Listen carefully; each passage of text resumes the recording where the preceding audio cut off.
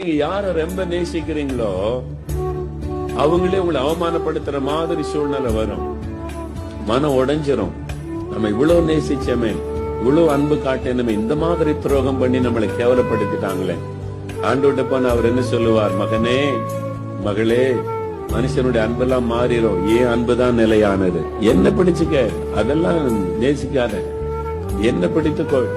அப்படி யார் மேல உயிர் வைக்காதங்க. நான் உங்களுக்கு ஆலோசனையா சொல்றேன், நீங்க உயிரையே வைக்கணும்னா ஒரே ஒருவர் தகுதியானவர், இயேசு, இயேசு, இயேசு, இயேசு. அவர் மேல உயிரே வைங்க, உங்களை விட்டு விலகவே மாட்டார். அப்படி அன்பு மாறவும் மாறா. இயேசு இல்லாம நான் இருக்க முடியாது, அதான் சொல்லணும்.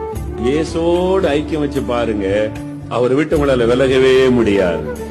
நான் சொல்லுவேன், அவருடைய சமூகத்துல சில சமயம் உட்கார்ந்து, ஆண்டவரே நீர் இல்லாம வாழ முடியாது, நீர் ஒருத்தர் எனக்கு போதும், ஒருவர் எனக்கு போதும், நீர் இல்லாம வாழ முடியாது ஆண்டவரே.